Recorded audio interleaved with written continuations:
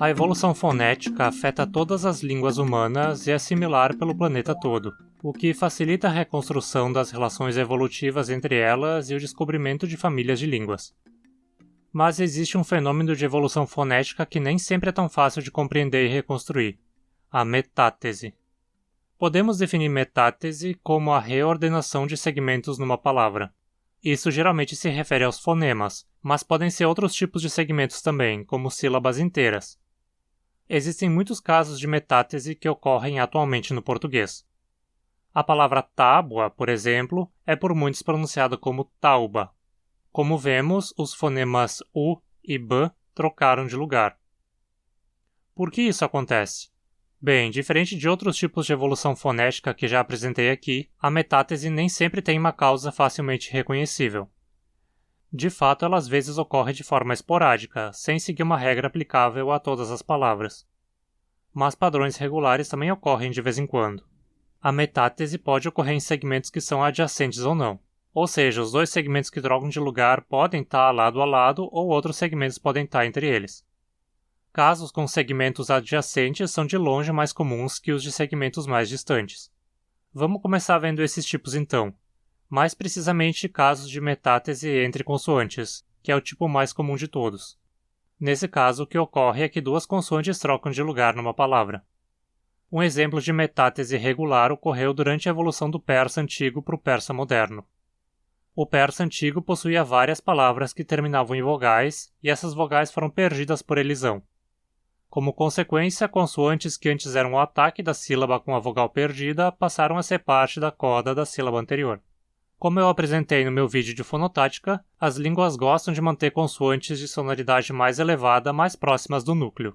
Então, em casos em que, nessa perda de vogal, a palavra terminava em duas consoantes em que a última tinha sonoridade mais alta, as duas trocavam de lugar, passando a com sonoridade menor para o final.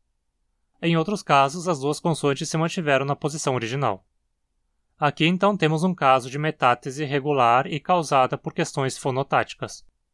Mas nem sempre metáteses regulares são tão amplamente disseminadas na língua como nesse caso do persa.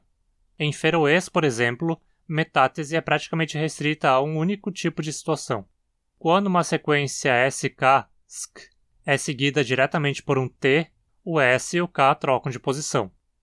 Nesse caso, questões fonotáticas ligadas à sonoridade não podem explicar o fenômeno. Afinal, o S é a consoante com maior sonoridade e deveria permanecer mais próximo à vogal então. Aqui, o que foi sugerido como razão para essa metátese ocorrer está relacionado a uma tentativa de maximizar a percepção das três consoantes pelos ouvintes.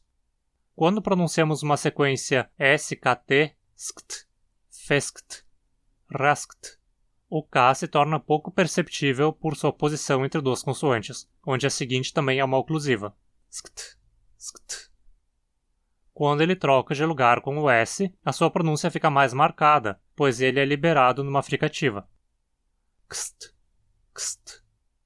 O S em si segue igualmente perceptível por sua sonoridade mais alta, então não é negativamente afetado pela metátese. Ou seja, a metátese ocorre basicamente para que as três consoantes sejam mais facilmente distinguidas pelos ouvintes. Em fext, nota-se as três mais claramente que em feskt. Um caso de metátese comum pelo mundo que segue essa ideia de maior percepção dos sons pode ser vista nesses exemplos do cebuano. Quando duas consoantes com a mesma maneira de articulação se encontram e a primeira é uma coronal, as duas trocam de lugar. Em geral, coronais parecem ser mais difíceis de serem percebidas se seguidas imediatamente de outra consoante similar com outro local de articulação. Além disso, nesse ambiente, elas também facilmente assimilam o lugar de articulação da consoante seguinte. Para evitar isso, sequências em que a coronal seja a segunda consoante são preferidas. Pense no grego, por exemplo, onde vemos isso também. As sequências pta, kta, mna são comuns, mas tpa, tka, nma não ocorrem. Metátese em que uma consoante e uma vogal trocam de lugar costumam ocorrer pelos mesmos motivos da metátese envolvendo duas consoantes. Veja esses exemplos em leite. Muitas palavras terminam em uma sequência vogal-consoante, mas quando essas palavras são a última palavra da frase, ou às vezes quando precedem outra palavra e a junção cria um encontro consonantal que a fonotática não permite, a vogal e a consoante trocam de lugar. Mas será que isso é uma metátese verdadeira? A princípio tudo indica que sim, mas há quem ache que não. Apesar de, da maneira como vemos o fenômeno considerando a língua no seu estágio atual, pareça mesmo uma metátese, se pensarmos diacronicamente, ou seja, vendo as formas históricas da língua, talvez não seja uma metátese verdadeira. O que se supõe é que, inicialmente, tenha surgido uma vogal epentética ao final da palavra. Posteriormente, essa vogal adquiriu as qualidades da vogal anterior por assimilação. Por fim, a vogal original foi perdida por elisão, e o resultado final fica parecendo uma metátese, mas seria apenas uma pseudo-metátese. Um exemplo bem restrito, mas ainda regular, de metátese de vogal e consoante pode ser visto na língua cayuga. Nela, uma consoante glotálica, seja h ou a, que venha após uma vogal numa sílaba ímpar da palavra, troca de lugar com a vogal, passando para antes dela. Mas novamente há argumentos sustentando que isso não seja uma metátese verdadeira, mas apenas que esse aspecto glotálico se dispersou por cima da vogal, chegando até antes dela. Esse tipo de fenômeno cai no que se costuma chamar de metátese perceptual. Os falantes interpretam a sequência de dois sons como sendo uma só unidade, como nesse caso uma vogal glotalizada, e eventualmente passam a separar a sequência de novo, mas invertendo a posição original. Esse tipo de, entre aspas, dispersão de uma característica pode explicar vários outros tipos de supostas metáteses de vogais e consoantes, especialmente quando se trata de uma vogal alta que adquire o papel de uma aproximante ou semivogal. É o caso que aconteceu durante a evolução do latim para o português. Algumas consoantes, como labiais R e S, quando seguidas de uma semivogal I, sofreram metátese quando vemos o resultado final em português. Mas se virmos isso como uma metátese perceptual, o que acontece é que a consoante foi palatalizada e depois a versão palatal foi reinterpretada como se fosse uma versão simples precedida de uma aproximante palatal. Considerando essas perspectivas, praticamente todos os tipos de metátese de vogal e consoante podem ser reinterpretadas como não tendo surgido de processos reais de metátese, mas apenas quando comparamos a situação original e a final é que a metátese parece ter ocorrido. Metátese vocálica, ou seja, onde duas vogais trocam de lugar, é um fenômeno raríssimo e parece sempre ser esporádico, afetando uma palavra aqui e outra acolá. Podemos dar um exemplo no português de novo com a palavra geniculum do latim, que se tornou joelho em português, tendo sido necessário haver em algum momento a palavra com a forma geolho.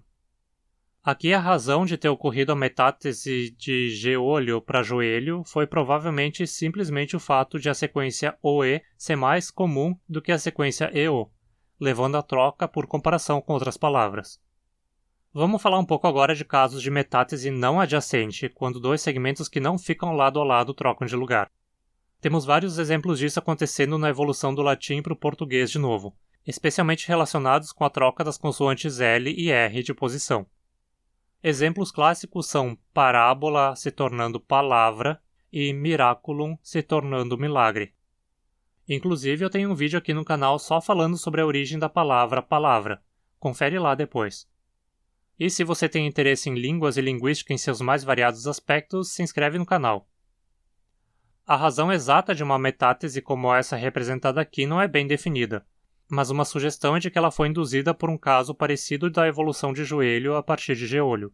O latim vulgar tardio, que deu origem ao português, tinha muito mais sequências de uma oclusiva ou fricativa seguida de R do que de L, de forma que em palavras onde as duas consoantes ocorrem, mas o L é que está na posição costumeiramente ocupada pelo R, essa troca ocorreu por associação com outras palavras.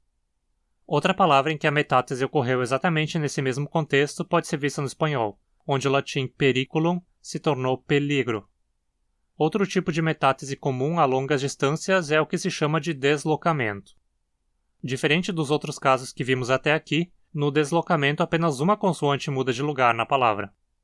De novo, a gente pode usar o português como exemplo disso, com metátese ocorrendo atualmente. Provavelmente o exemplo mais clássico de deslocamento é a palavra estupro sendo pronunciada estrupo. Outros casos são dentro se tornando drento, vidro se tornando vrido. Perceba que o tipo de deslocamento é sempre o mesmo. Um R, que é a segunda consoante de um ataque, migra para uma sílaba mais próxima do início da palavra. Nem todas as palavras são capazes de passar por essa metátese, no entanto. Sobra, por exemplo, não tem como se tornar sroba. já que a sequência SR não é permitida na fonotática do português. Esse tipo de deslocamento de uma líquida de uma sílaba para outra a mais no início da palavra é bastante comum e ocorre também em outras línguas, como o catalão e o grego, por exemplo. Enfim, acho que com isso já temos uma bela introdução do que é a metátese. A gente pode concluir que, em geral, a metátese é um fenômeno relativamente raro e ainda pouco compreendido. Ela é mais comum entre consoantes adjacentes, e metátese entre vogais é muito rara, praticamente inexistente. Se você quer aplicar a metátese na evolução de uma conlang, por exemplo, e quer que ela pareça natural, é bom que seja bem certo de que o que está fazendo seria realmente provável ou simplesmente possível de ocorrer. Esse é mais um vídeo que demandou horas de pesquisa, elaboração de roteiro e gravação e edição de vídeo. Então, se você tiver como ajudar o canal fazendo uma doação via Pix ou PayPal, eu ficaria bastante grato. Qualquer valor que você puder doar, por menor que seja, já é muito importante para ajudar a manter o canal trazendo conteúdo. Mande junto com sua doação uma sugestão de vídeo. As sugestões de apoiadores têm prioridade. Outras formas de contribuir com o canal são se inscrevendo e ativando as notificações para ficar sabendo quando novos vídeos são postados e poder assisti-los fresquinhos. E claro, deixar sua curtida, seus comentários e compartilhar esse vídeo com seus amigos também é importantíssimo para o canal. Lá no meu Instagram você também pode encontrar mais conteúdo, então me segue lá também. Obrigado e até a próxima!